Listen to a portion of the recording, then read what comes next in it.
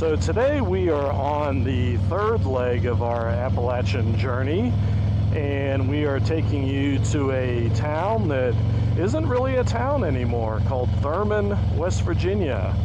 We'll tell you a little bit more about it when we get there, but it was an old coal mining train depot that in the early 1900s that kind of died off once they went to different types of diesel locomotives and coal mining died off. So it's not much of a town now.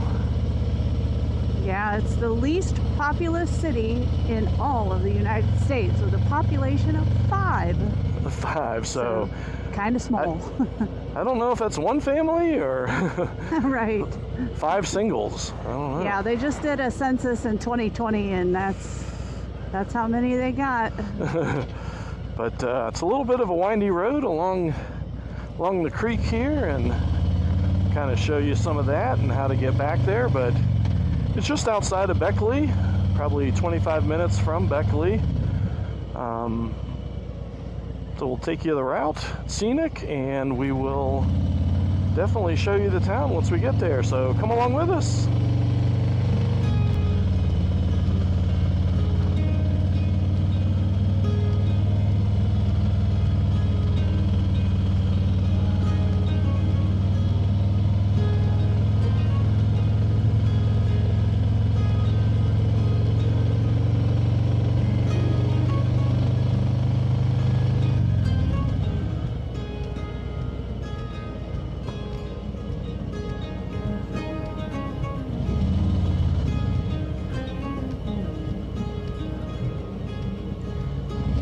Nice little twisties back here. Yeah, I was going to say definitely a curvy road, and they do recommend no large vehicles come on this road, but it's all paved. Nicely paved too. It's not like it's all beat up. It's pretty nice, smooth road. So far. All right, knock on. We don't have any wood to knock on right now, but we're pretending to knock on wood. Have ourselves another beautiful day, so should be able to get some nice scenery.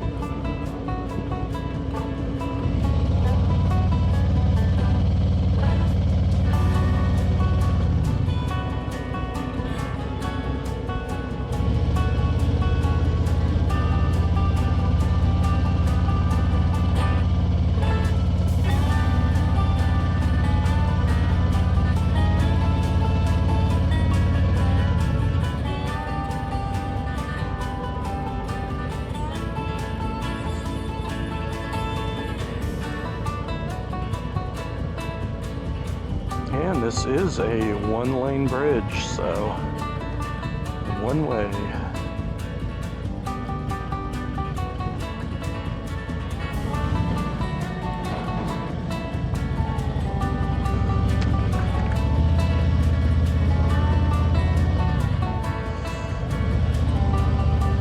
Well, it's beautiful back here.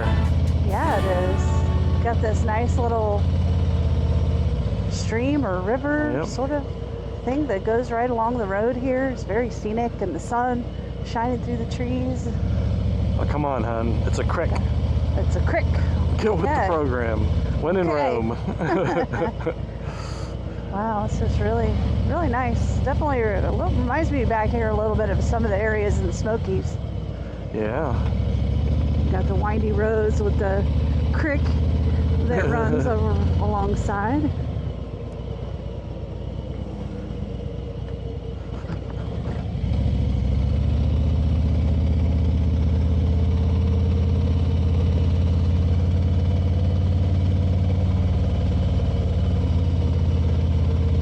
Looks like the road's pretty newly paved. Mm-hmm. They don't have any lines, but the road looks fairly new.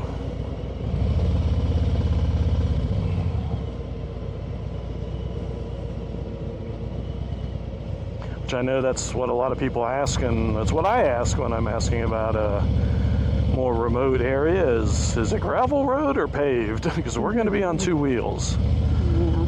Not that we can't do a little gravel, but paved Prefer is not always to. nicer.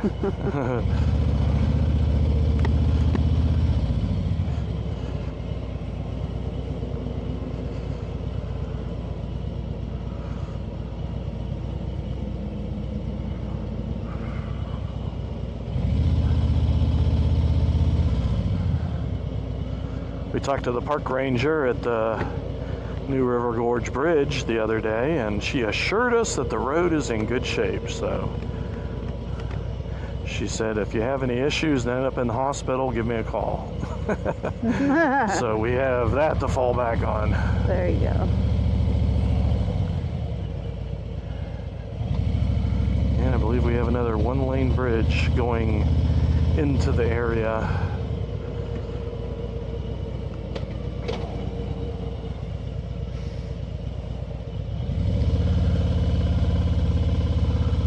Like some campgrounds and picnic areas were down there to the right.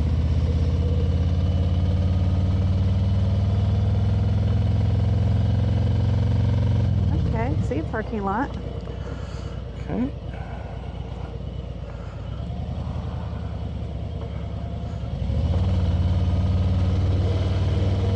And this is the one-lane bridge that they better know about. Yeah. Toot toot. Yeah, he's going back. Okay. Oh my gosh, that view. You just look forward. I'm Okay. looky-loo behind us, because wow, wow, wow. That's something. Okay. So we are here. There's a spot right here.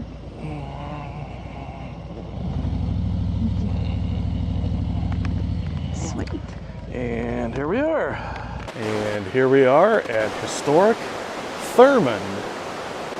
And it's funny because they do actually have an Amtrak that you can pick up here. This is the old train depot.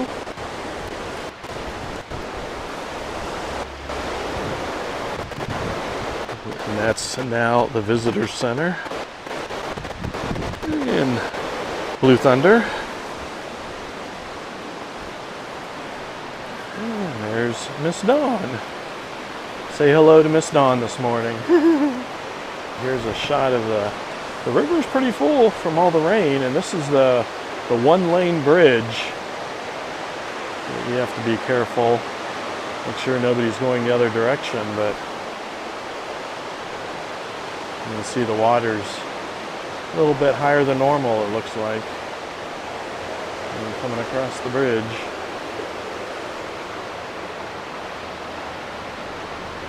And you can see the story here on the other side of the river was the Dunglin Hotel.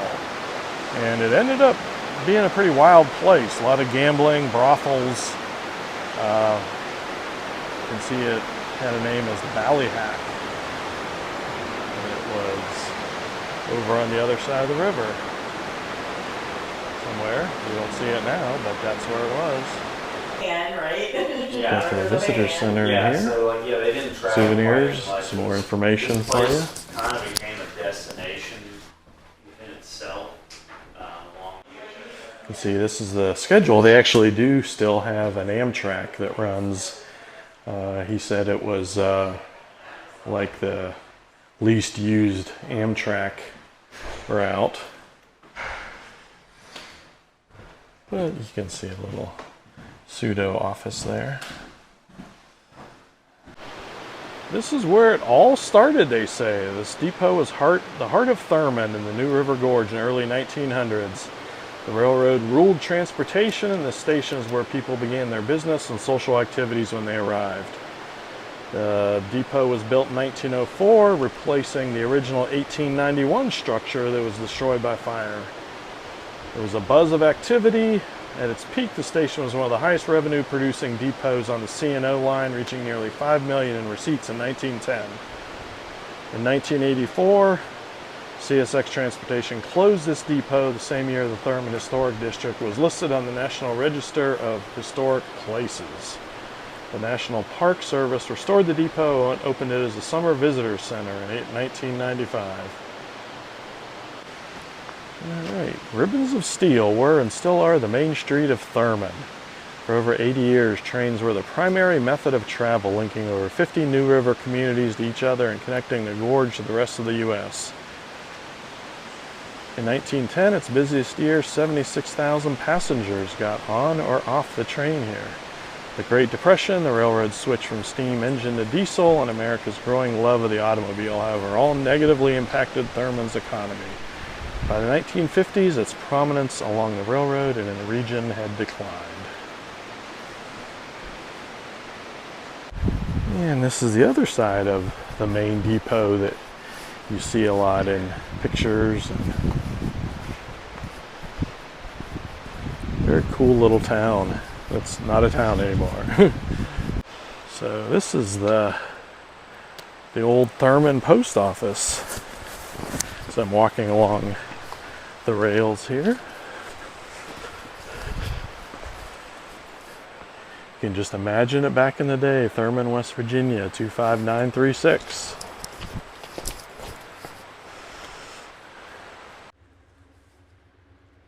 And what do you know?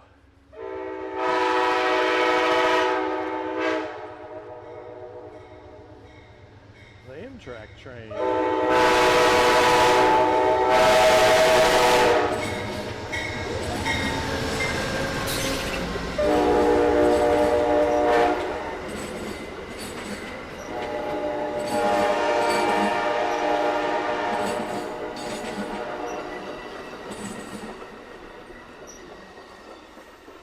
Stops up there at the depot.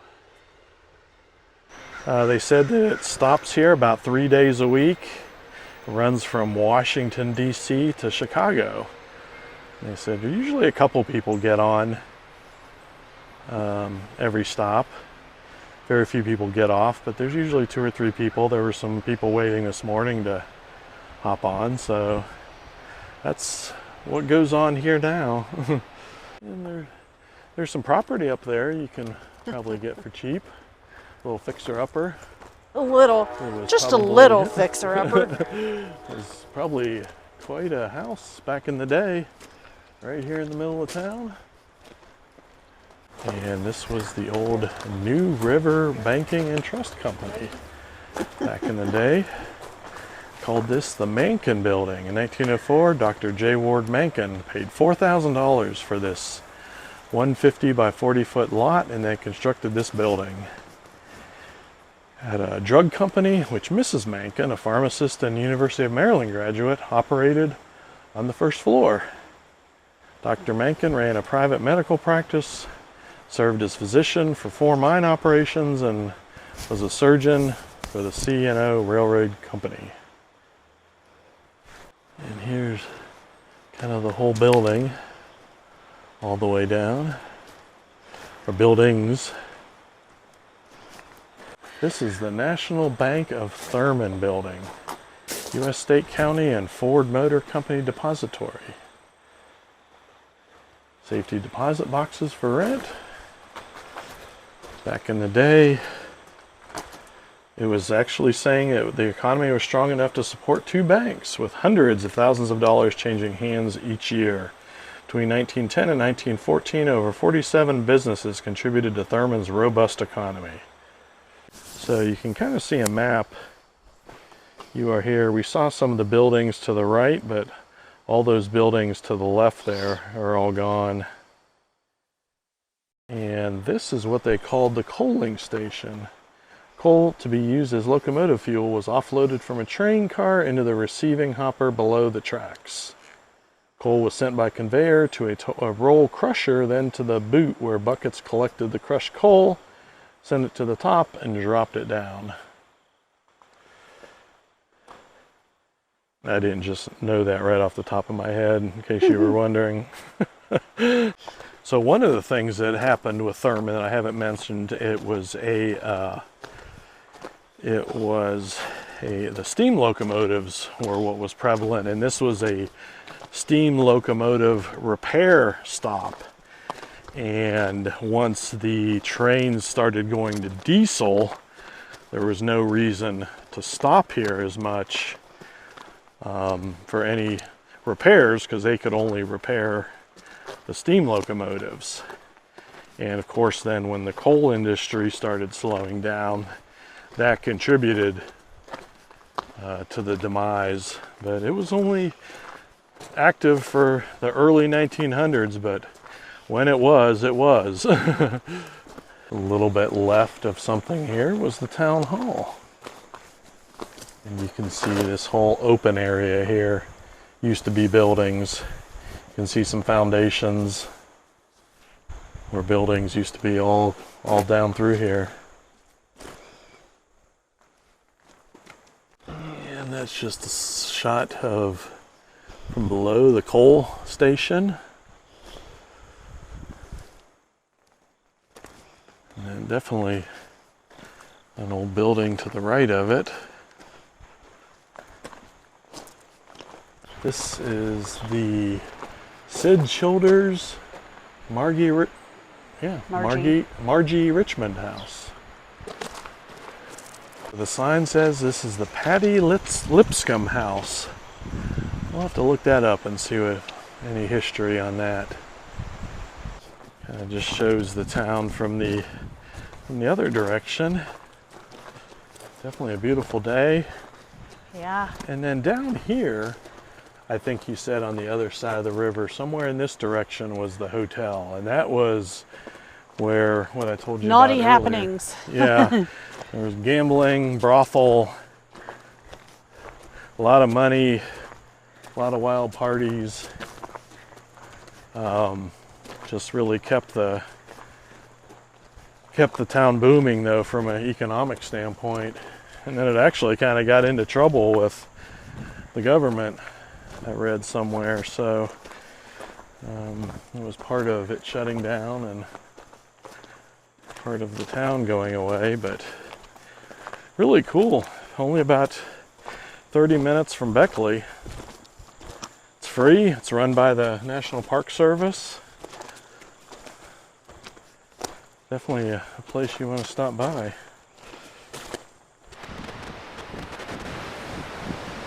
I don't see any cars coming, so better to ask for forgiveness than permission, right? Just get a little better shot here of the river and It's very what it loud. looks like. Yeah. Well, it's probably very full. You can see over on that tree line where Yeah. there's probably the edge of the river at some point, so, but just beautiful. Yes, it is. Well, folks, that wraps up our incredible journey to the ghost town of Thurmond, West Virginia. What an adventure it's been riding through those stunning landscapes and exploring the rich history of this once thriving town. Thank you all for joining us on this ride. Until next time, keep the rubber side down and the adventures alive. Ride safe, everyone.